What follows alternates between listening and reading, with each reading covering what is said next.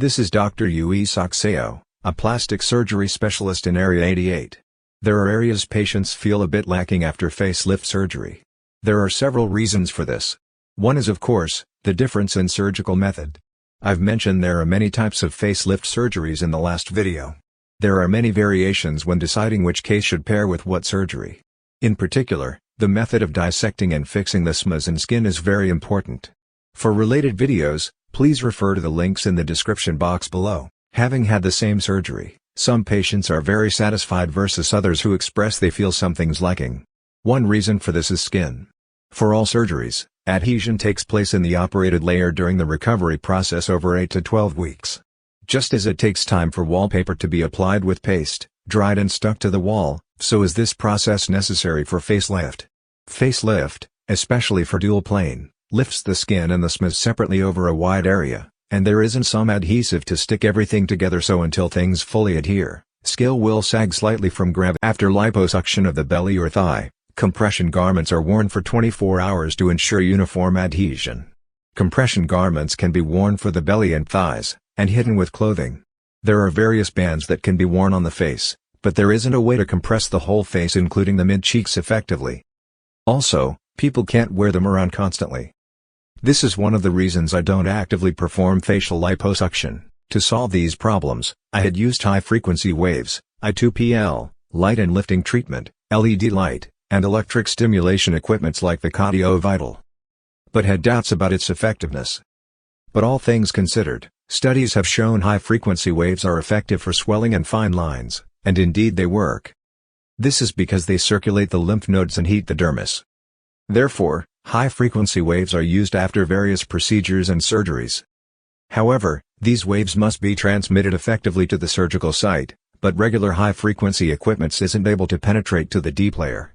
Among high-frequency waves, there's a device called TOR, and it's got a lot of advantages. Among high-frequency equipments, TOR can reach areas that are deep under the face. It can be thought of as ironing in order to keep things uniform and avoid sagging during the adhesion process after surgery. The most prominent high-frequency equipment include Thermage, InMode, and TrueSculpt. I've used and compared all three of these devices.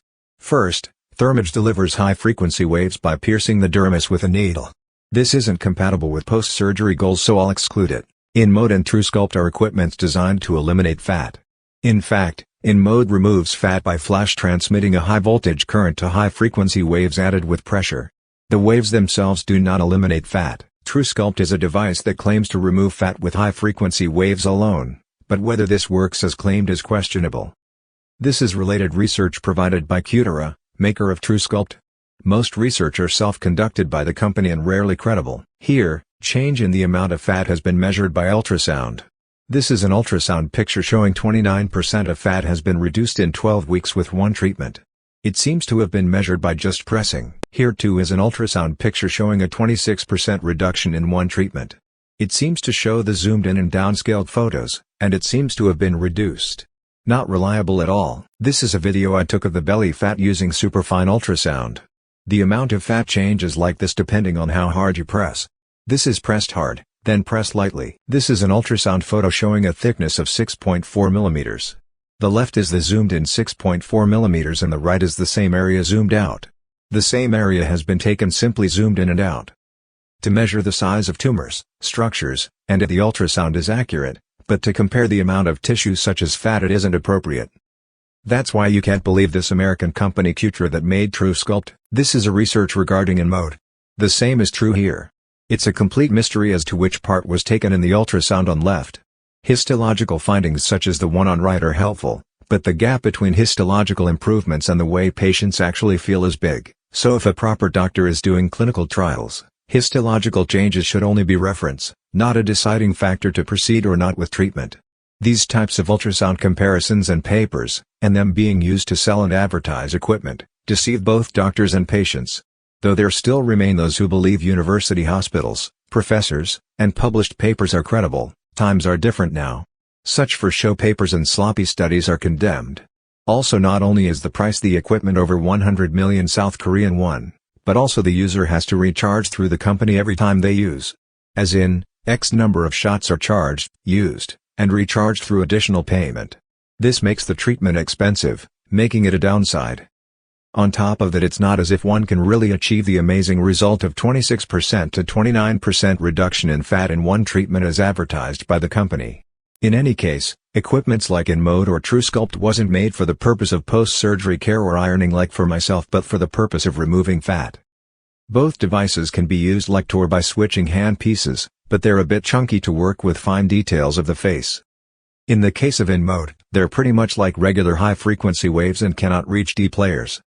If you try them, you wouldn't see much difference from a regular low-cost high-frequency wave. TrueSculpt is similar to TOR, but it doesn't carry as many different handpieces. TOR has 3 handpieces of different sizes. So you can treat very intricate areas such as around the eyes. Among high-frequency devices, one that can reach deep layers and is well suited to serve the purpose of ironing is TOR. I've used high-frequency devices before, but patients can already feel the difference. It does not remove fat yet delivers high-frequency waves to the deep layers. It's a very good device for post-surgery care after dual-plane facelift. It supports the process of adhesion after surgery very well, increasing patient satisfaction and further improving the outcome of surgery. It's obviously good to receive treatments like TOR often. It's like if you iron your shirt every day, it will look fresh and clean. Patients use the expression that their face feels neat and clean. However, there are realistic issues like cost and having to come to the hospital. As adhesions take about 8 to 12 weeks to complete after facelift surgery, in my experience it seems appropriate to receive TOR treatment around 4 to 5 times at 1-week intervals starting from 2 weeks after surgery.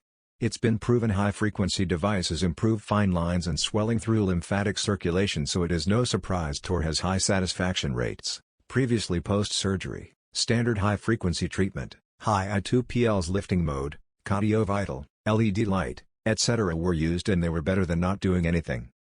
But didn't seem to have a big impact on the outcome of surgery. TOR, unlike its counterparts, has improved parts that could not be solved by surgery alone on a higher level. So I feel I've found a very good device I'm satisfied with on this aspect. In any case, from the patient's point of view, it is fundamental that doctors explain things accurately and perform the operation well, and they can only be sensitive about post-surgery care and recovery period. Therefore, a doctor must look for reasonable ways for a better, stable result. Attracting patients through ways like inaccurate information, advertisement-based videos, and low prices similar to false used car sales, then raising prices, should be avoided as doctors. Patients no longer believe in them either. Thank you.